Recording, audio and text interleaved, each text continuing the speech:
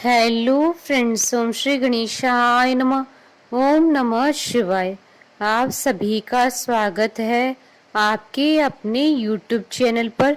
Friends, आज हम आपको इस वीडियो में बताने जा रहे हैं श्रावण मास महात्म्य के 22वें अध्याय की कथा के बारे में, जिसको सुनने मात्र से ही होगी आपकी सभी संकटों से मुक्ति और होगी आपकी सभी मनोकामनाएं शीघ्र ही पूर्ण। फ्रेंड्स, वीडियो शुरू करने से पहले आपसे रिक्वेस्ट है, अगर आप हमारे चैनल पर नए हैं और आपने अभी तक चैनल को सब्सक्राइब नहीं किया है तो प्लीज़ सब्सक्राइब कीजिएगा चैनल को, साथ ही प्रेस कीजिएगा बेल आइकन को, जिससे नए वीडियो से रिलेटेड नोटिफिकेशन आपको तुरंत प्राप्त हो सके।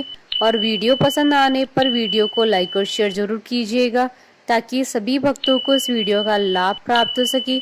और कमेंट बॉक्स में ओम नमः शिवाय जरूर लिखिएगा।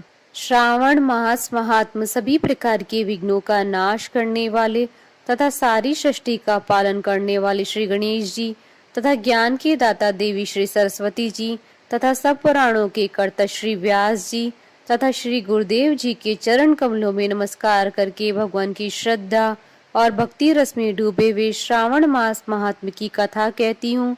श्रावण मास में किए जाने वाले संकट हरण व्रत का विधान।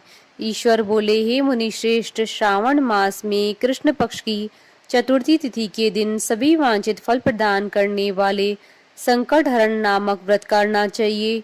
सनत कुमार बोले, किस विधि से यह व्रत किया जाता है, इस व्रत में क्या करना चाहिए, किस देवता का पूजन करना चाहिए और इसका उद्यापन कब करना चाहिए, उसके विषय में मुझे विस्तार पूर्वक बताइए। ईश्वर बोले, चतुर्थी के दिन प्रातः उठकर दंत वादन करके इस संकट हरण नामक शुभ व्रत को करने के लिए यह संकल्प ग्रहण करना चाहिए, हे देवेश, आज मैं चंद्रमा के उदय होने तक निर्हार रहूंगा और रात्रि में आपकी पूजा करके भोजन करूंगा। संकट से मेरा उद्धार कीजिए, हे ब्रह्मपुत्र। इस प्रकार संकल्प करके शुभ काले तिलों से युक्त जल से स्नान करके समस्त आह्वानिक कृत्य संपन्न करने के बाद गणपति जी की पूजा करनी चाहिए। बुद्धिमान को चाहिए कि 3 मासे अथवा उसके आधे परिमाण अथवा 1 मासे स्वर्ण से अथवा अपनी शक्ति के अनुसार स्वर्ण की प्रतिमा बनवाए। स्वर्ण के अभाव में चांदी अथवा तांबे की ही प्रतिमा सुख पूर्वक बनवाए। यदि निर्धन हो तो मिट्टी की शुभ प्रतिमा बना ले, किंतु इसमें वित्त शाठ्य न करे, क्योंकि ऐसा करने पर कार्य नष्ट हो जाता है। रम्य अष्टदल कमल पर जल से पूर्ण तथा वस्त्र युक्त कलश स्थापित करे और उसके ऊपर पूर्ण पात्र रखकर उसमें वैदिक तथा तांत्रिक मंत्रों द्वारा 16 उपचारों से देवता की पूजा करे। हे विप्र, तुल युक्त 10 उत्तम मोदक बनाएं, उनमें से 5 मोदक देवता को अर्पित करें और 5 मोदक ब्राह्मण को प्रदान करें। भक्ति भाव से उस विप्र की देवता की भांति पूजा करें और यथाशक्ति दक्षिणा देकर यह प्रार्थना करें, हे विप्रवरी, आपको नमस्कार है। हे देव, मैं आपको फल तथा दक्षिणा से युक्त 5 मोदक प्रदान करता हूँ। हे द्विज श्रेष्ठ, मेरी विपत्ति को दूर करने के लिए इसे ग्रहण कीजिए। हे विप्र रूप गणेश्वर, मेरे द्वारा जो भी न्यून अधिक अथवा द्रव्यहीन कृत्य किया गया हो वह सब पूर्णता को प्राप्त हो। इसके बाद स्वादिष्ट अन्न से ब्राह्मणों को प्रसन्नता पूर्वक भोजन कराए। उसके बाद चंद्रमा को अर्घ्य प्रदान करे। उसका मंत्र प्रारंभ से सुनिए। हे क्षीर सागर से प्रादुर्भूत, हे सुधारूप, हे निशाकर, हे गणेश की प्रीति को बढ़ाने वाले, मेरे द्वारा दिए गए अर्घ्य को ग्रहण कीजिए।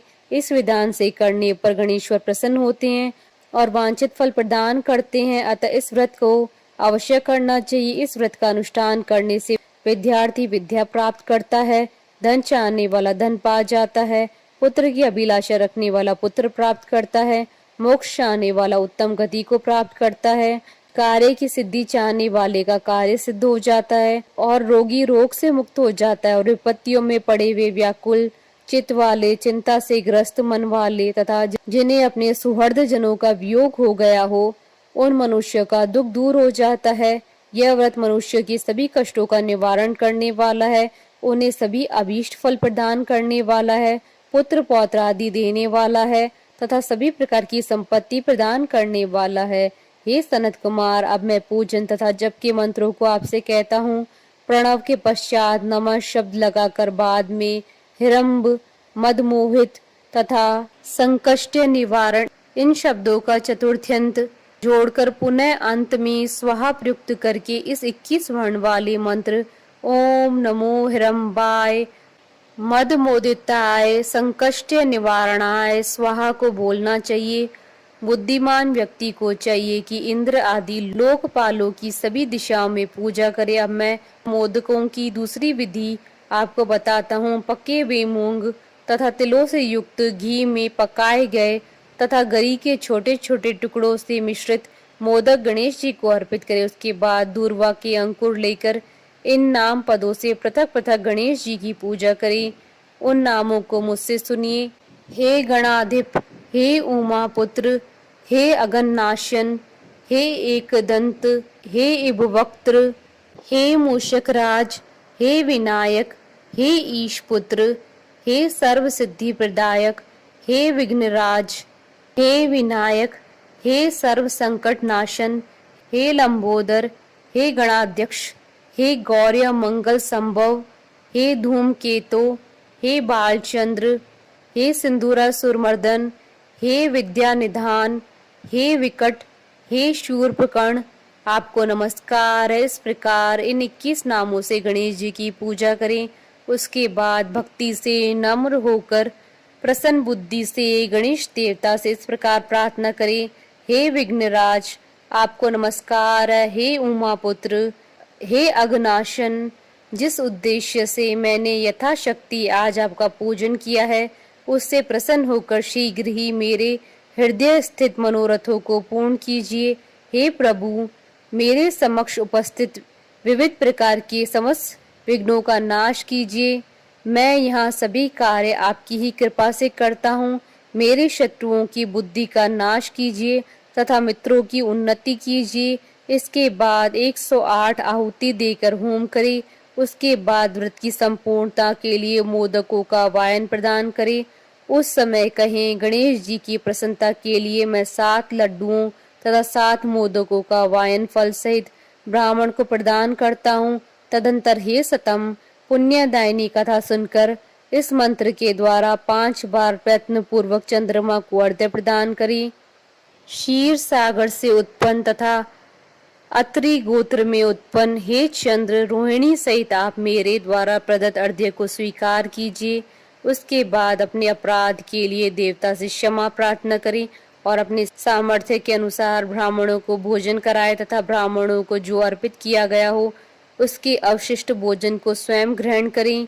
मौन होकर 7 ग्रास ग्रहण करें और अशक्त हो तो इच्छा अनुसार भोजन ग्रहण करें।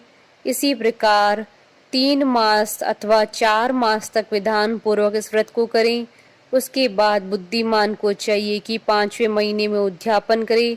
उद्यापन के लिए बुद्धिमान को अपने सामर्थ्य के अनुसार स्वर्णमयी गणेश प्रतिमा बनानी चाहिए। उसके बाद उस भक्ति संपन्न मनुष्य को पूर्वोक्त विधान से चंदन, सुगंधित द्रव्य तथा अनेक प्रकार के सुंदर पुष्पों से पूजा करनी चाहिए और एकाग्रचित होकर नारिकेल फल से अर्घ्य प्रदान करना चाहिए। पायस युक्त सूप में फल रखकर और उसे लाल वस्त्र से लपेटकर यह वायन भक्त ब्राह्मण को प्रदान करे। साथ ही स्वर्ण की गणपति की प्रतिमा भी दक्षिणा सहित उन्हें दे। व्रत की पूर्णता के लिए एक आड़क तिल का दान करे। उसके बाद विघ्नेश प्रसन्न हो ऐसा कहकर देवता से क्षमा प्रार्थना करें।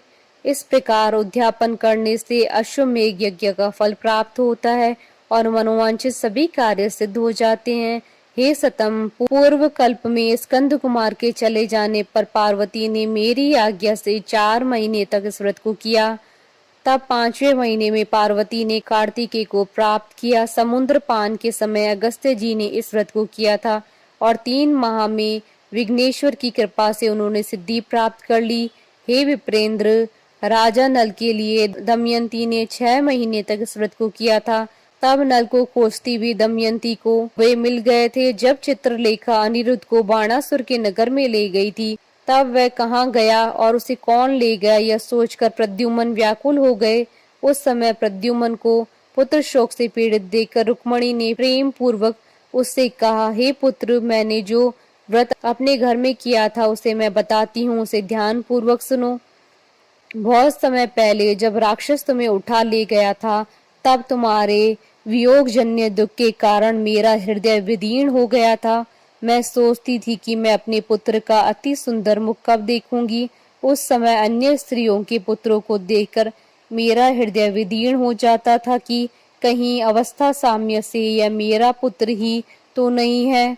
इसी चिंता में व्याकुल हुए मेरे अनेक वर्ष व्यतीत हो गए। तब देव योग से लोमेश मुनि मेरे घर आ गए और उन्होंने सभी चिंताओं को दूर करने वाला संकष्टी चतुर्थी का व्रत मुझे विधि पूर्वक बताया और मैंने 4 महीने तक इसे किया।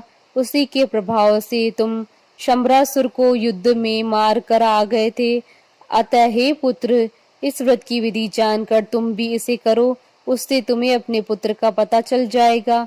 हे विप्र, प्रद्युम्न ने यह व्रत करके गणेश जी को प्रसन्न किया। तब नारद जी से उन्होंने सुना कि अनिरुद्ध बाणासुर के नगर में है। उसके बाद बाणासुर के नगर में जाकर उससे अत्यंत भीषण युद्ध करके और संग्राम में शिव सहित बाणासुर को जीत कर पुत्र वधु सहित अनिरुद्ध को प्रद्युम्न घर लाए थे।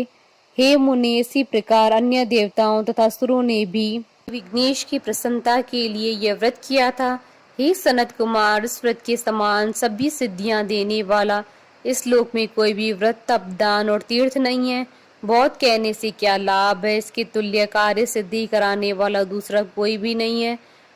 अभक्त, नास्तिक तथा शठ को इस व्रत का उपदेश नहीं करना चाहिए, अपितु पुत्र, शिष्य, श्रद्धालु तथा सज्जन को इसका उपदेश करना चाहिए। हे विप्र, हे धर्मनिष्ठ, हे विधि नंदन, तुम मेरे प्रिय हो तथा लोकोपकार करने वाले हो, अतः मैंने तुम्हारे लिए इस व्रत का उपदेश किया। इस प्रकार श्री स्कंद पुराण के अंतर्गत ईश्वर सनत कुमार संवाद में श्रावण मास महात्म्य में चतुर्थी व्रत कथन नामक 22वां अध्याय पूर्ण हुआ। बोले भगवान गणेश की जय, भगवान शंकर, माता पार्वती जी की जय। हमारे साथ इस वीडियो में अंत तक बने रहने के लिए आपका धन्यवाद। ओम श्री गणेशाय नमः। ओम नमः शिवाय।